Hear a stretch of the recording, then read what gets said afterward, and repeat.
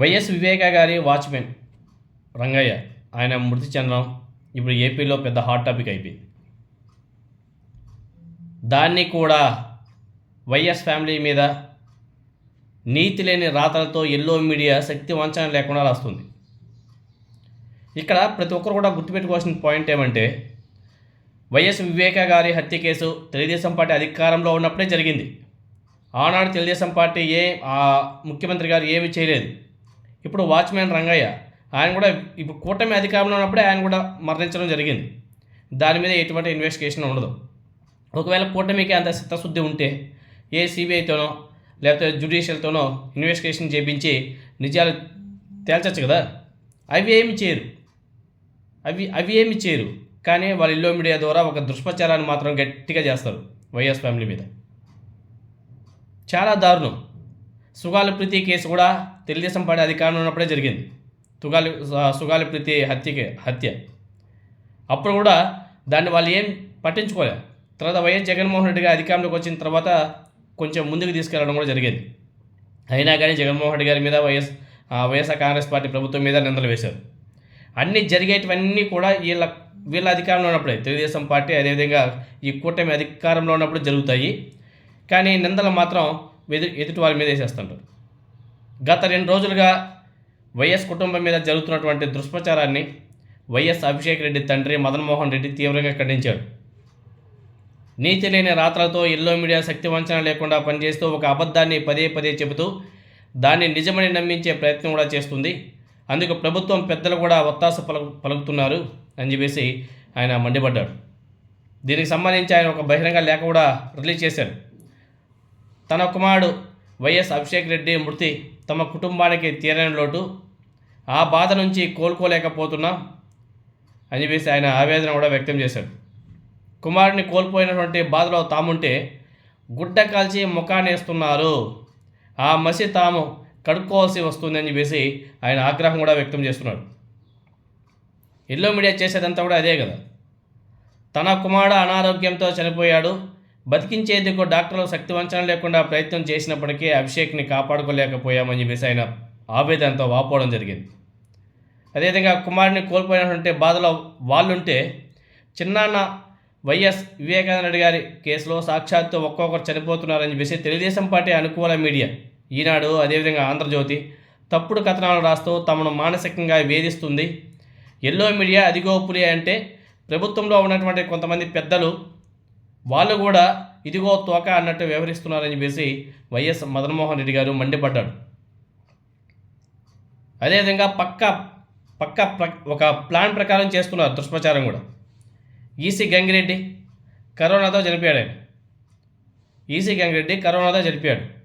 తన కుమారుడు వైఎస్ అభిషేక్ రెడ్డి అనారోగ్యంతో సుదీర్ఘకాలం చికిత్స పొందుతూ చనిపోయాడని చెప్పేసి వాళ్ళ తండ్రి ఆ లేఖలో కూడా పేర్కొన్నాడు. సహజ మరణాలను అసహజ మరణాలుగా చిత్రీకరించేందుకు ఎల్లో మీడియా ఒక పథకం ప్రకారం పనిచేస్తుంది అనడానికి ఇవన్నీ కూడా ఎగ్జాంపుల్స్. వాళ్ళ దుష్ప్రచారానికి అనుగుణంగా ఇటు ప్రభుత్వ పెద్దల చర్యలు కూడా ఉన్నాయి. ఎల్లో మీడియా ప్రభుత్వ ప్రవర్తన చూస్తుంటే అసహ్యం వేస్తుందని చెప్పేసి మదన్మోహన్ రెడ్డి గారు ఆ లేఖలో పాపం ఆవేదనతో ఆయన రాయడం కూడా జరిగింది. ఒకవేళ ఈ కూటమికి చిత్తశుద్ధి ఉంటే, అంత నిజాయితీ ఉంటే, ఈ రాష్ట్ర ప్రభుత్వానికి ఏమాత్రం చిత్తశుద్ధి ఉన్నా జ్యుడిషియల్ దర్యాప్తుకు ఆదేశించాలని చెప్పేసి వైఎస్ మదన్మోహన్ రెడ్డి గారు డిమాండ్ చేశారు. ఏదైతే వీళ్ళు సిట్తో విచారణ చేపిస్తున్నారు, సిట్ అంటే ఏముంది, వాళ్ళు నియమించుకున్నటువంటి అధికారులు, వాళ్ళు పెట్టుకున్నటువంటి అధికారుల ద్వారా సిట్ వేసి విచారణ చేపిస్తారు. దాంట్లో ఎలా వస్తాయి నిజాలు? ఒకవేళ వాళ్ళు నిజాలు రాసినా కానీ వీళ్ళు చూపిస్తారా? ప్రభుత్వ పెద్దలు చూపిస్తారా? చూపించారు కదా. మరి సిట్ ఎందుకు? సిట్ వద్దు, జ్యుడిషియల్ ఎంక్వైరీ చేయించండి మీకు చిత్తశుద్ధి ఉంటే అని చెప్పేసి ఆయన అడగడం జరిగింది. సాక్షుల మృతి మీద సిట్ ఏర్పాటు అంటేనే ఏదో కుట్ర దాగుంది అని చెప్పేసి ఆయన అనుమానం కూడా వ్యక్తం చేశాడు. సిట్కి బదులుగా జ్యుడిషియల్ విచారణ చేపట్టాలని చెప్పేసి ఆయన డిమాండ్ చేస్తున్నాడు. ప్రభుత్వం నిష్పక్షపాతంగా వ్యవహరిస్తే ఎవరికీ ఎలాంటి అభ్యంతరం లేదు. కానీ కూటమి ప్రభుత్వం పెడుతున్నటువంటి అడ్డుగోలు కేసులు చేపడుతున్నటువంటి ఏకపక్ష విచారణలను అందరూ కూడా చూస్తూ ఉన్నారు. అందుకే జ్యుడిషియల్ విచారణ చేసి చిత్తశుద్ధి నిరూపించుకోవాలని చెప్పేసి డిమాండ్ చేస్తున్నామని చెప్పేసి ఆయన అడగడం జరిగింది. వ్యాలిడ్ పాయింటే. ఇప్పుడు జ్యుడిషియల్ ఎంక్వైరీ చేపిస్తే ఏమైపోతుంది? ఇప్పుడు కూటమి ఓకే నిష్పక్షపాతంగా విచారణ జరిపించారని చెప్పేసి ఒక నమ్మకం ఉంటుంది కదా.